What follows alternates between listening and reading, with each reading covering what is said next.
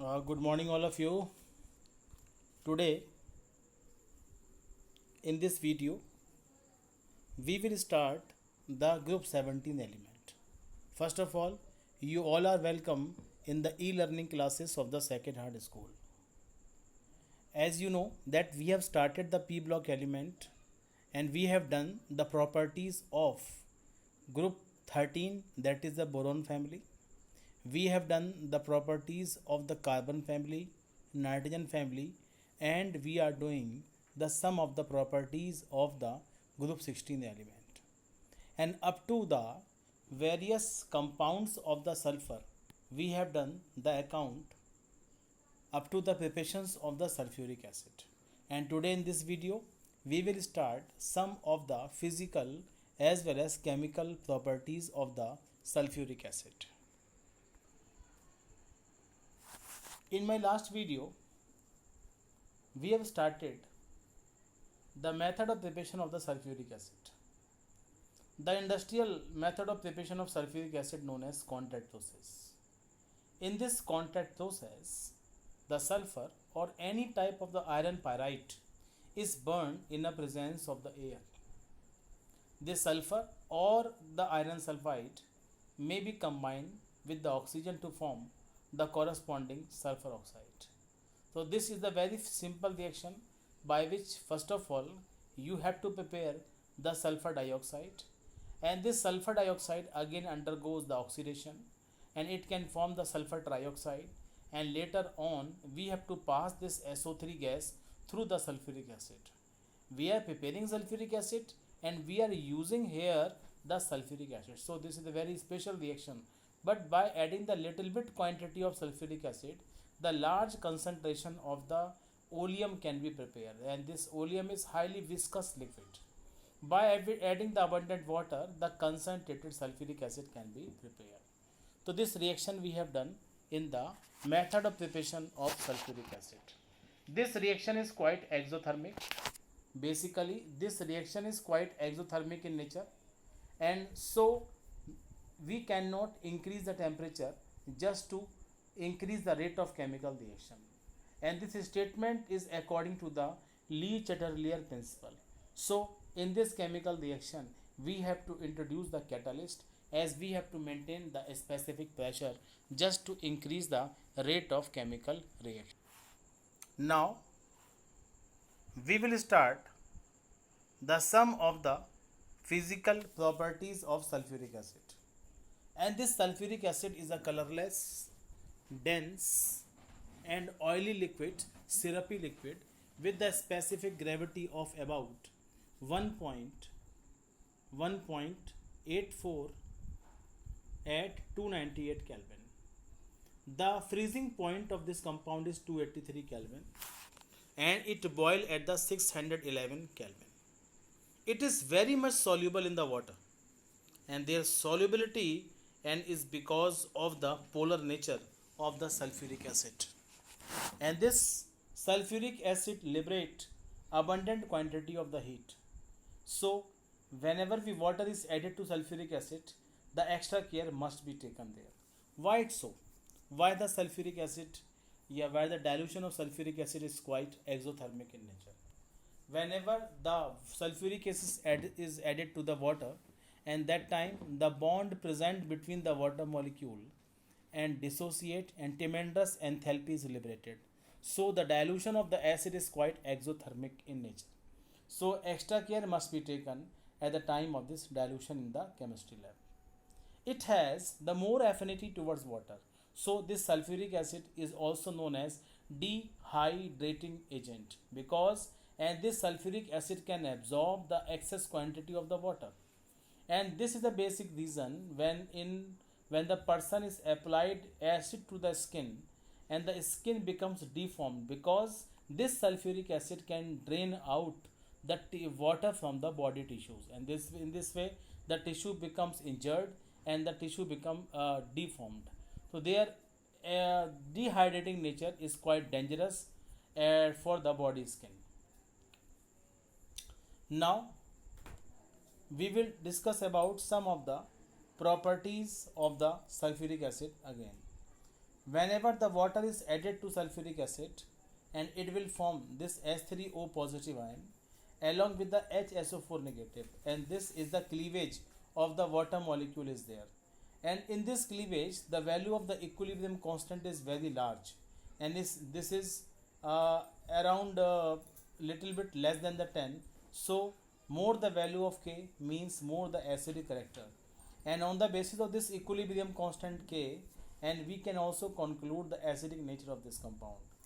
And when this HSO4 1 negative comes in contact with the sulfuric acid, and it will combine to form this hydronium ion, and the sulfate ion is also liberated, and this is the K2 value, and this K2 becomes the 1.2 into 10 to the power minus 2. The large value of Ka indicate the stronger nature of the sulfuric acid. So this is the basic evidence by which we can prove the acidic character of the king of chemical, that is sulfuric acid. Now we are proceeding towards the sum of the chemical properties of the sulfuric acid. And first of all, I am taking here the dehydrating agent. And whenever the sulfuric acid is added to the sucrose means cane sugar, that is C12H22O11. And when this sulfuric acid is added there, and it will form the 12 carbon, as well as the liberation of the water molecule take place. And this reaction is a basic evidence by which we can conclude the dehydrating nature of the sulfuric acid. One more reaction you can take here, that is reaction on the formic acid. What will happen when the sulfuric acid is added to the formic acid? And this is the methanoic acid or formic acid in a presence of the king of chemical sulfuric acid, and it will form the carbon monoxide along with the liberation of the water. An action on alcohol. This alcohol undergoes the ether formation when the sulfuric acid is added there. In a presence of the abundant sulfuric acid, and this molecule undergoes the condensation, the two molecules of alcohol undergo the self condensation by the loss of the water, and they will combine to form the ether molecule, that is ROR. Now next reaction is very important. Oxidizing agent. The sulfuric acid is able to liberate the nascent oxygen in all medium, maybe in the concentrated form, maybe in dilute form, in the neutral medium, and this sulfuric acid can act as a strong oxidizing agent. Now when the copper is added to the sulfuric acid in a concentrated form, it will form the copper sulfate along with the liberation of SO2, along with the liberation of water. In this whole reaction, the sulfuric acid acts as a strong oxidizing agent. In place of this metal, if you will take the non-metal like as the sulfur, and this concentrated sulfuric acid is able to liberate the SO2 along with the liberation of water. So these two reactions are the evidence of the oxidizing nature of the sulfuric acid. Like as the first two reaction, carbon can also be oxidized in a presence of the sulfuric acid. This carbon can take the oxygen, and these nascent oxygens are coming from the sulfuric acid, and the two nascent oxygen may combine with the carbon to form the carbon dioxide and sulfur dioxide along with the liberation of the water.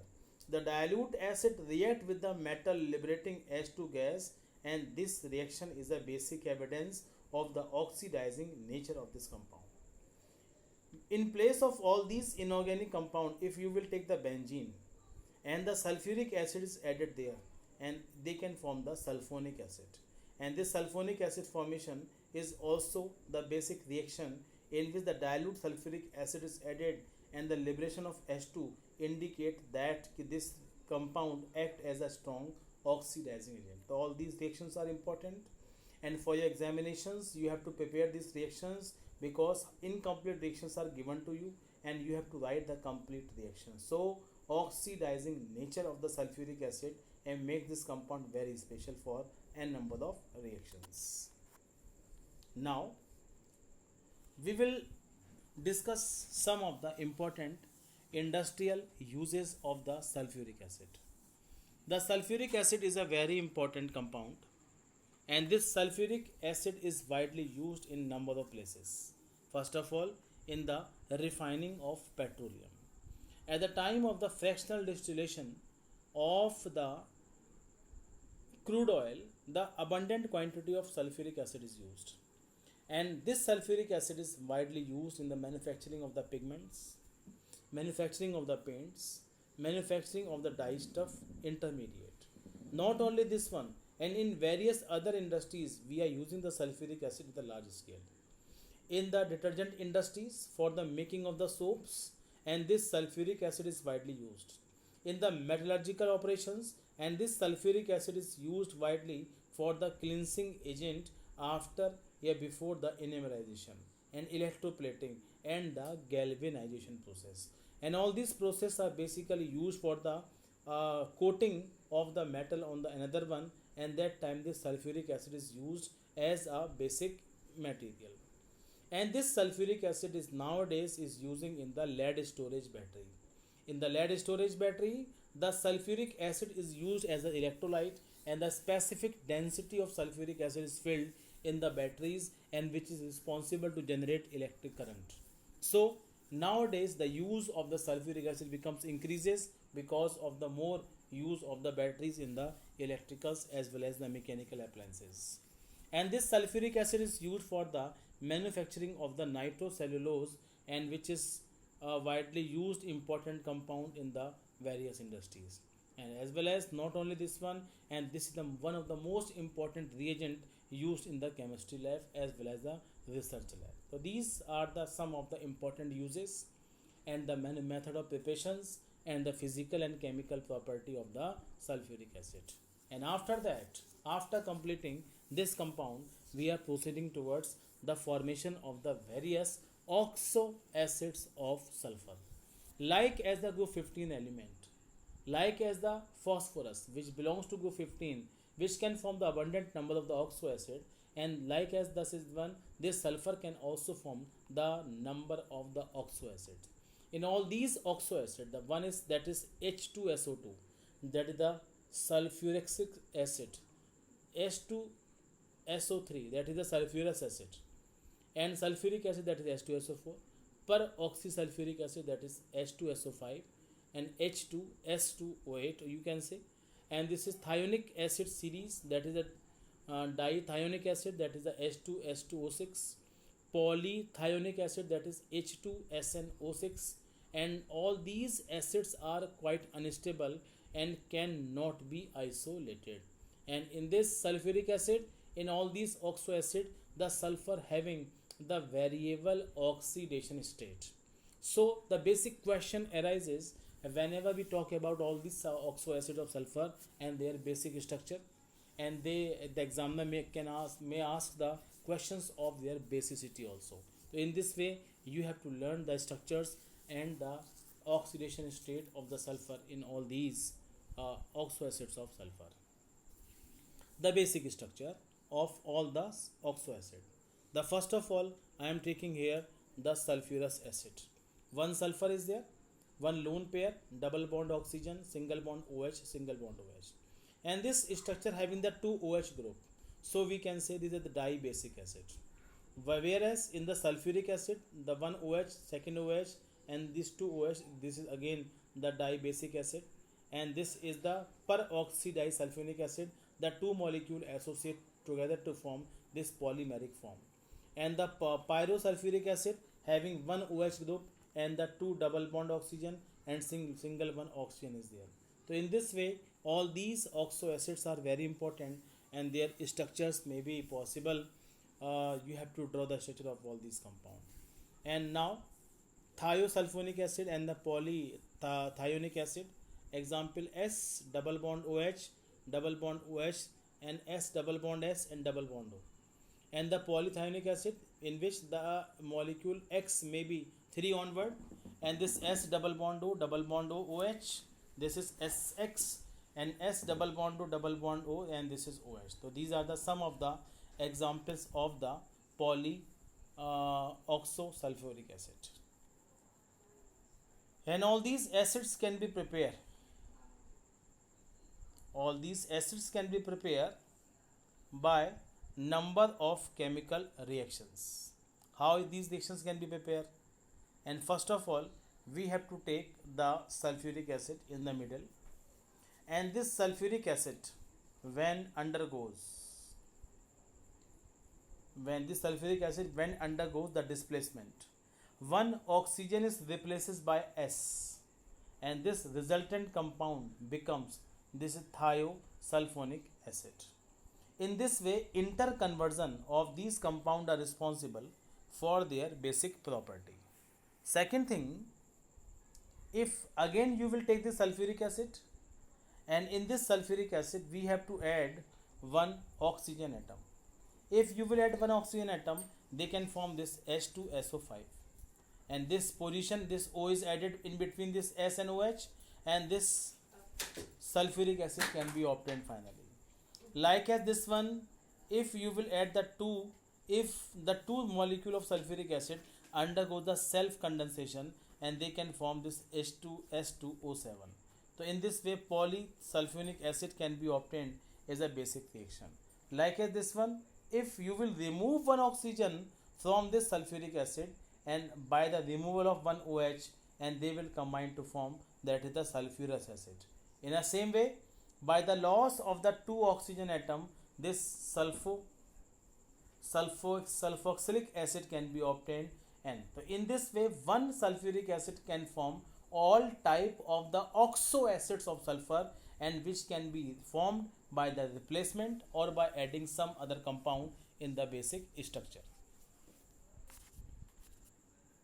Now, after completing the group 16 element, now we are looking for the next group of the P block element, that known as group 17 element.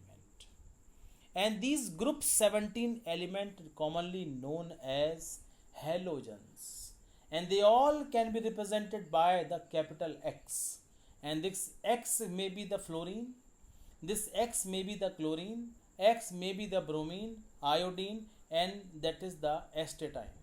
And out of all these, the astatine is somewhat radioactive in nature, that's why their properties quite differ from remaining members. So the fluorine, chlorine, bromine and iodine are most commonly used halogens for their.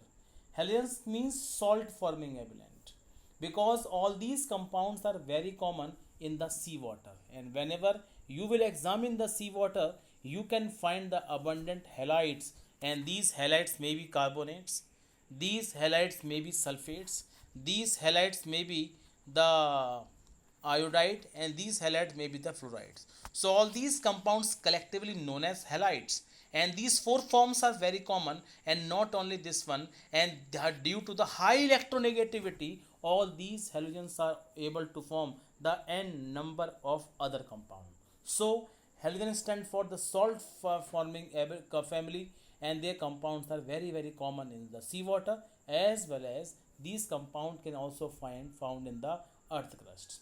The basic journal electronic configuration, that is NH2NP5. NH2NP5 is the basic configuration of the group 17 element. Okay, so this is the general introduction of this one. So one by one we will discuss about all the properties of the group 17 element, and later on we will discuss about the general properties and the reactivity towards other element of the group 17 element. So these group 17 element can also form the vast varieties of the compound, and these compound may be of the chlorine, these compound may be of fluorine, and these compound may be of iodine, and that is the bromine also. So their compounds are very common. These one more interesting factor is there, all these elements can also be combined together. One halogen can also be combined with other halogen, and it can form the one more class of compound that known as interhalogen compounds. Why it's so? Why the halogens undergo the self reaction, and this is because of the difference of the high electronegativity. And this fluorine is able to form with the chlorine. This fluorine can react with the bromine and iodine also. Not only this one, the chlorine can also be react with the bromine and iodine and can form the vast varieties of the interhalogen compound. So first of all, we will discuss about all the general properties of the group 17 element, and as well as we will discuss about of their compounds and their properties. Thank you.